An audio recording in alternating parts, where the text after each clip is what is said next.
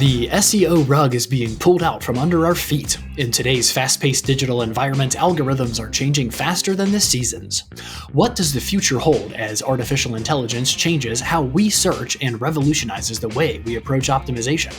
From AI-driven content creation to predictive analytics, the future of SEO promises to be more innovative and exciting than ever. How can we navigate the twists and turns of SEO's journey and discover what lies ahead in this fascinating intersection of search and artificial intelligence? Marketing and sales are full of myths, misconceptions, and sometimes flat-out lies. Join us as we get out of the echo chamber and look to the future of how customers are searching. Hello and welcome to the Rethink Marketing Podcast, where we try to be two voices of reason in a world of endless searching for answers. I'm Paul Frodge, joined by Mr. Marketing, and for today's conversation, the savvy sage of search strategies and SEO success, Colin Jeffries. Colin, how's it going today? Well, Paul, I think maybe if I was a little more savvy, we wouldn't have to bring a guest in to talk about the evolution of SEO. Absolutely, Colin. Looking forward to our guest today. She actually works with me at the agency, so looking forward to introducing her and getting into the conversation. Absolutely. We're joined today by Brianca Hadnot. Bri is an SEO expert with a proven ability to boost search rankings and organic traffic. Her experience at agencies and with major brands like Four Seasons, Hyatt Regency, and a mix of other institutions has given her a deep understanding of search engine algorithms and user behavior. She is passionate about crafting data-driven SEO strategies that actually get results. Bri currently works for Paul, like you just mentioned, as an SEO strategist at Holland Ad House, where she is on the cutting edge of search trends and always ahead of the curve to get better search engine rankings for her clients. Welcome to the Rethink Marketing Podcast. Bri, how are you today? I'm great. I hope I can live up to that introduction. That was amazing. Well, we're excited to talk about SEO because I think this is an area where a lot of digital marketers and business owners aren't really sure how to approach SEO today, where they can get results in the next, say, 3 to 6 months that will also result in good business transactions well into the future. So, Bri, any just top level thoughts about the evolution of SEO right now?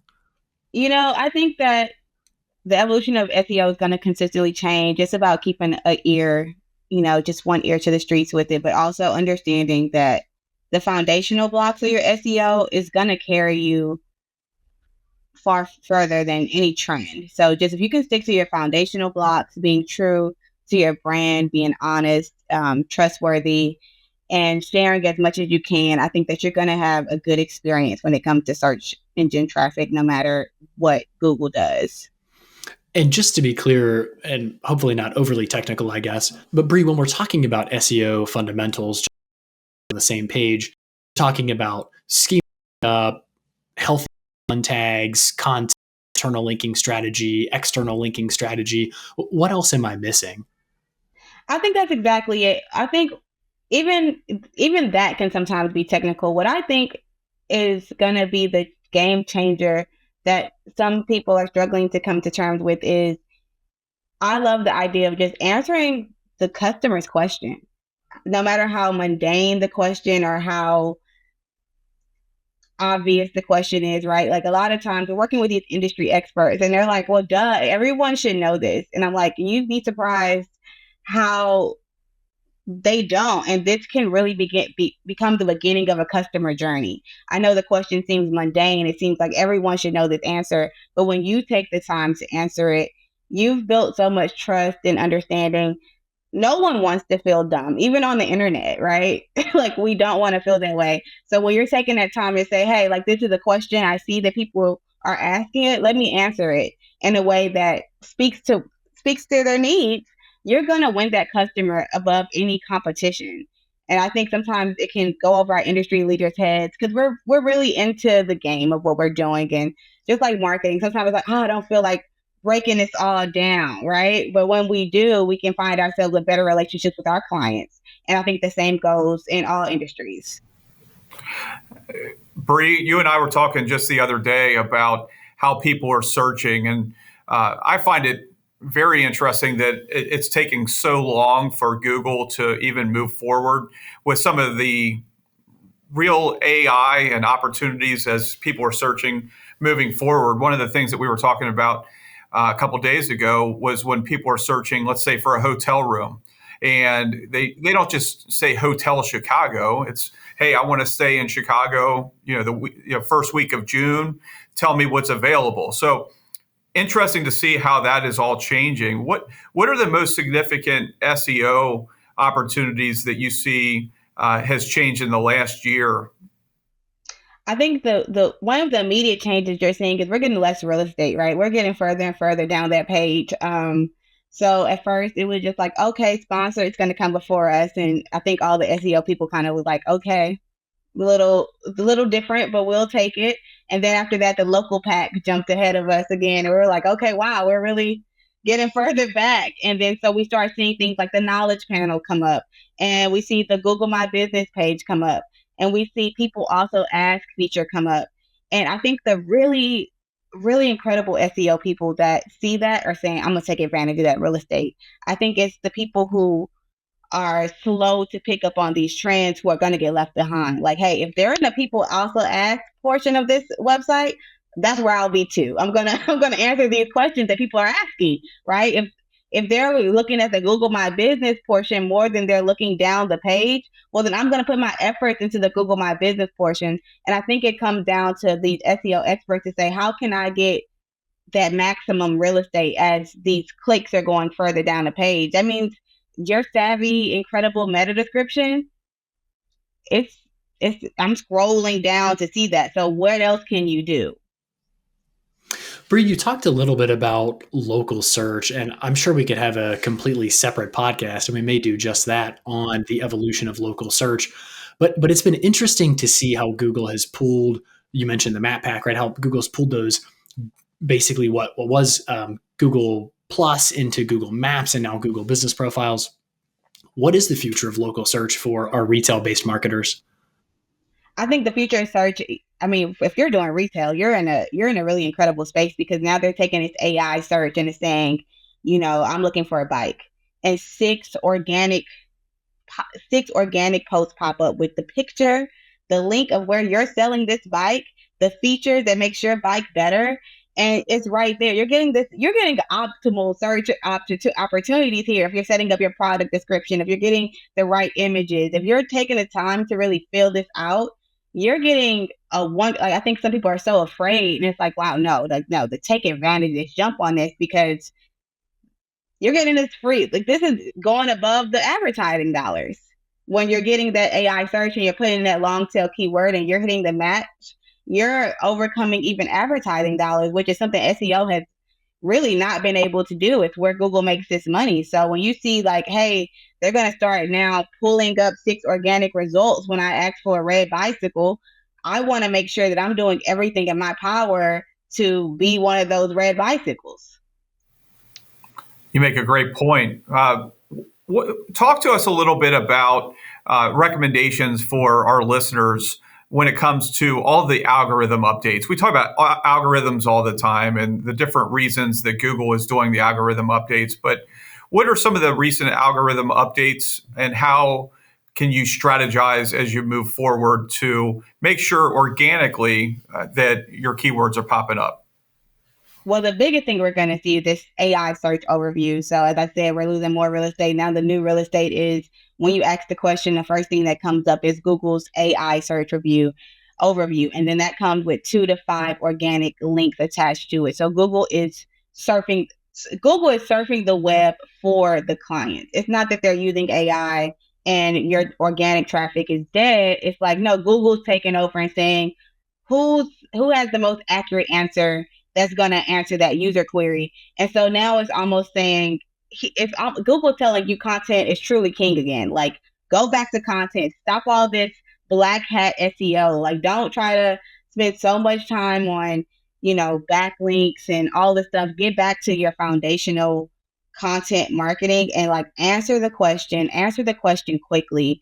I think Google wants you to answer that question within 2 to 5 sentences or even less. And they're saying, if you can answer that question, we're going to put you in an AI search overview. And so the thing is, they click on, let's say you answer that question, they're going to click your answer, and that still leads to more organic traffic. They still go to your website. I think one of the biggest things that people are kind of afraid of in the SEO world is, how do I track it now? How do I track these analytics? What is Google going to do to make sure I can share this progress with the consumer, with my client, so that they know that this is still working? I think for me, that's the part that is a little bit a mystery. But other than that, I think the content is where we're going to see the most value. So, Bree, for folks who are deep in Google Analytics, and I hate that GA4 has taken over and butted out GA360, but that's neither here nor there.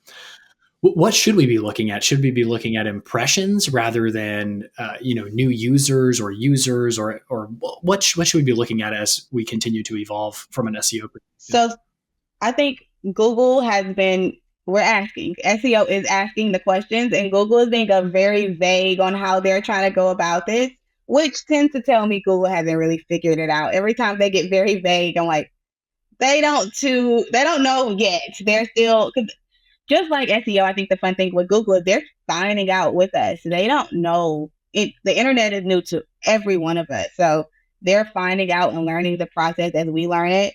But I think they still are figuring out how we're going to measure that, how we're going to measure clicks with people spending more time on the Google algorithm. They're trying to see how we're going to measure clicks. One thing that we already do have in our tool belt is we can already see where this query is on our SERP, right? It's already maybe it's being pulled by a picture, it's being pulled by a people also ask. So there's already those elements that we can say and show, but the unfortunate thing is it's not developed out into its clear own data bucket. It's just mixed into all your organic traffic. So it is hard to pull that element and set it by itself and show it to clients, but it doesn't take away from the progress. It's just something that's going to be developed. I see a new dashboard or a new report popping up in the next month or two. And thank you. That's helpful. We'll continue to monitor it and see what evolves. And just so people understand too where we are with the AI summaries, I know a lot of marketers that I've talked to that have iPhones are not aware that on Android devices, folks are already getting the sort of AI wrap up or AI summary, if you will, when they're using their phone for search. When should we expect to see that rolled out on other devices? Honestly, I'm getting AI search already. I think that I just kind of set my data up to join the algorithm as quickly as possible. It just helps me not be so shocked when it all comes rolling in. So yeah, I'm already seeing it on my end, but I think in the next 3 to 4 weeks, it's going to be overall, we're going to see AI search first. What we are seeing though, because I am in the beta system of it all, is it's not 100% accurate. So there is a mix of all types of data. So I think even as Google's saying, let me roll this out, we are already giving them feedback like, hey, this AI answer is a little wonky. And I think that's kind of maybe slowing down the rollout because they have to fix those quirks. And because Google's really into making sure that whatever answer they give is the most accurate and the most honest and the most helpful to the user. So within the first 2 weeks, we saw about a good number of very awkward, weird search results that I shared with my team because I thought it was so funny. I shared it with the team back at Holland. And I think that's part of why they held back from the overall launch already. It's interesting. I've sat through a couple of different seminars put on by Google, and on multiple occasions, they've referenced the fact that 15% of searches every day are completely net new. They've never been seen before. So it's really interesting to think about from an engineer's perspective at Google, how you build algorithms and how you build AI infrastructure that takes into account that 15% of things every single day that people are searching for are going to never have been searched in the past. And that to me is really fascinating because when they're talking about personalized AI landing pages and personalized results driven by AI and those sorts of things, that's easy when somebody's looking for a standard search, right? You want to know when the new Taylor Swift album comes out, or you want to know what the top 40 songs are, or you want to know what the price is on a red Corolla of a certain age with a certain mileage number on it, right? But when you're looking at something that's totally net new, building those tools becomes really fascinating. Absolutely. And I think that's why it's been a little bit of a push because even recently, I think they just were able to accomplish a deal with the news channels, because at first the news was like, well, this is our copyrighted material. We don't want to share this with you. You've already kind of took us out the industry in per se, as a newspapers aren't selling like they used to. You've already took us into a digital space, and now you want to take our content and make it a part of your AI search. We saw the news cycles be afraid to take on that challenge. And I think the one thing that I've learned about change is it's inevitable. Whether I jump on or not, it's going to happen. And so I better jump on fast. And I think that that's one thing I've learned about seeing how these industries have been impacted by how the news cycle changed, how Blockbuster became nothing when Netflix came around, how these things happen. It really reminds you have to be able to jump on and be a part of the change, or you're going to get left out the conversation as a whole.